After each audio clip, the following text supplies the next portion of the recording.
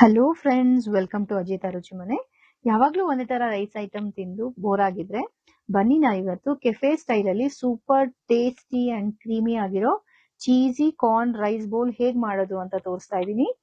ಈ ವಿಡಿಯೋನ ಕೊನೆವರೆಗೂ ಎಲ್ಲೂ ಸ್ಕಿಪ್ ಮಾಡ್ದಲೆ ನೋಡಿ. ಮಕ್ಳಿಗಂತೂ ತುಂಬಾ ಇಷ್ಟ ಆಗುತ್ತೆ ಇದು. ಮಕ್ಳು ಸ್ಕೂಲಿಂದ ಬಂದಾಗ, ವೀಕೆಂಡ್ಸ್ ಅಲ್ಲಿ ಯಾರನ್ನ ಗೆಸ್ಟ್ ಬಂದಾಗ ನೀವು ಮಾಡ್ಕೊಡಿ, ತುಂಬಾ ಇಷ್ಟ ಆಗುತ್ತೆ. ಮೊದ್ಲಿಗೆ ಇಲ್ಲಿ ನಾನು ಪ್ಯಾನ್ ತಗೊಂಡಿದೀನಿ. ಇದ್ರಲ್ಲಿ 2 ಸ್ಟೆಪ್ ಇದೆ.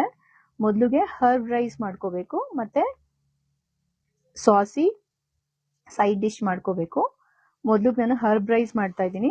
ಅದಕ್ಕೆ ತುಂಬಾ ಕಮ್ಮಿ ಇಂಗ್ರೀಡಿಯೆಂಟ್ಸ್ ಬೇಕು. ಮೊದ್ಲಿಗೆ 4 ರಿಂದ 5 ಸ್ಪೂನು ಎಣ್ಣೆ ಹಾಕೋತಾ ಇದ್ದೀನಿ. ನೀವು ಬೇಕಂದ್ರೆ ಬಟರು ಕೂಡ ಹಾಕೋಬಹುದು. ಇಲ್ಲಿ 8 ರಿಂದ 10 ಎಸ್ಲು ಬೆಳ್ಳುಳ್ಳಿನ ಚಿಕ್ಕದಾಗಿ ಕಟ್ ಮಾಡ್ಕೊಂಡು ಹಾಕೋತಾ ಇದ್ದೀನಿ. ಸ್ವಲ್ಪ ಗೋಲ್ಡನ್ ಬ್ರೌನ್ ಕಲರ್ ಹಾಕ್ಬೇಕು, ಅಲ್ಲಿವರೆಗೂ ಇದನ್ನ ಹುರ್ಕೊಳ್ಳೋಣ. ಇದಕ್ಕೆ ಜಾಸ್ತಿ ಇಂಗ್ರೀಡಿಯೆಂಟ್ಸ್ ಬೇಕಾಗಿಲ್ಲ, 2 ನಿಮಿಷದಲ್ಲಿ ಮಾಡ್ಕೋಬಹುದು ಹರ್ಬ್ ರೈಸು. ನೋಡಿ, ಈಗ ಆಗಿದೆ.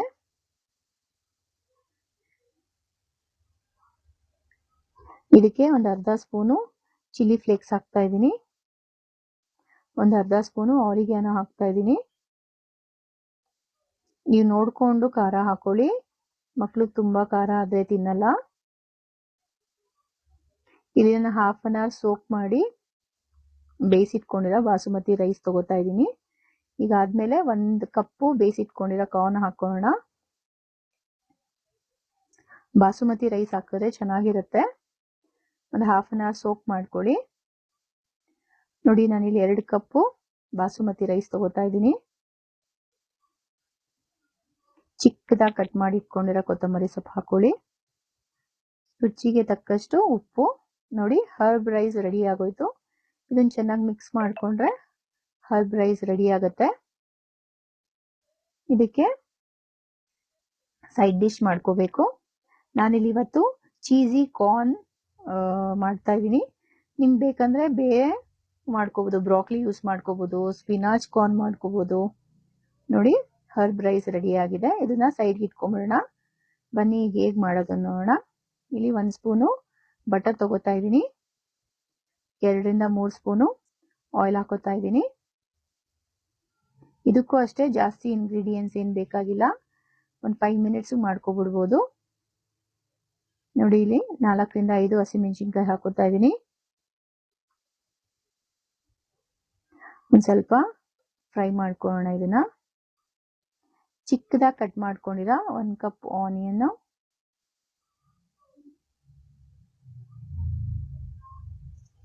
ನಿಮ್ಗಿಲ್ಲಿ ಯಾವ್ದು ಬೇಕಾ ವೆಜಿಟೇಬಲ್ಸ್ ಹಾಕೋಬಹುದು.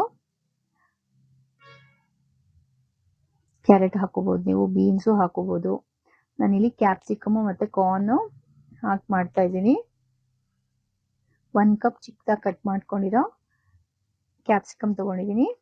ನೀವು ರೆಡ್ ಕಲರ್ ಮತ್ತೆ ಯೆಲ್ಲೋ ಕಲರ್ ಬೆಲ್ ಪಪ್ಪರ್ಸ್ ಹಾಕೋಬಹುದು.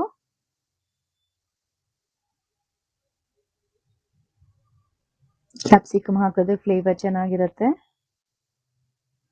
ನೋಡಿ, ಬೇಯಿಸಿಟ್ಕೊಂಡಿರೋ ಹಾಫ್ ಕಪ್ ಕಾರ್ನ್ ಹಾಕೋತಾ ಇದ್ದೀನಿ.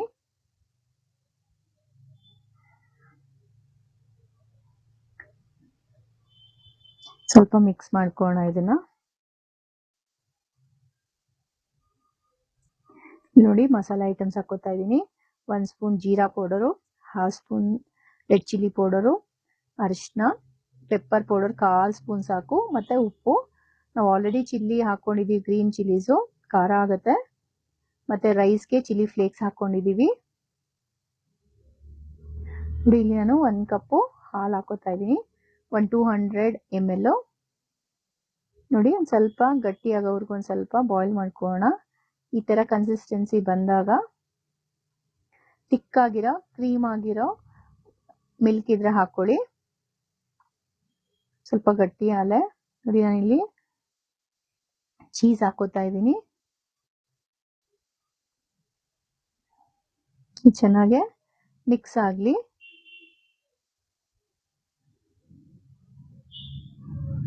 ತುಂಬಾ ರಿಚ್ ಆಗಿ ತುಂಬಾ ಟೇಸ್ಟಿ ಆಗಿರುತ್ತೆ. ಒಂದ್ಸರಿ ಮಾಡ್ಕೊಂಡು ತಿಂದ್ರೆ ಮತ್ತೆ ಮತ್ತೆ ಮಾಡ್ಕೊಂಡು ತಿಂತೀರಾ. ನೋಡಿದ್ರಲ್ಲ ಎಷ್ಟು ಬೇಗ ರೆಡಿ ಆಗೋಯ್ತು.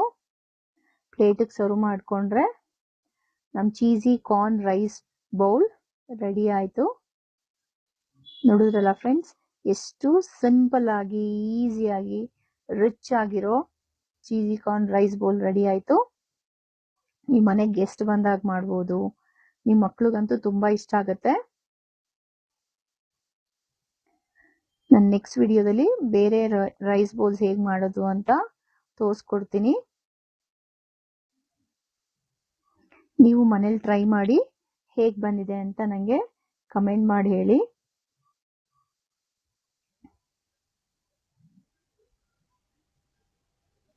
ನಾನು ಹೇಳಿದ್ನಲ್ಲ ಬೇರೆ ಬೇರೆ ಇಂಗ್ರೀಡಿಯೆಂಟ್ಸ್ ಹಾಕೊಂಡು ಮಾಡ್ಬೋದು ಅಂತ. ಟ್ರೈ ಮಾಡಿ ನೋಡಿ. ನಮ್ಮ ಚಾನೆಲ್ನ ಸಬ್ಸ್ಕ್ರೈಬ್ ಮಾಡಿ. Thank you.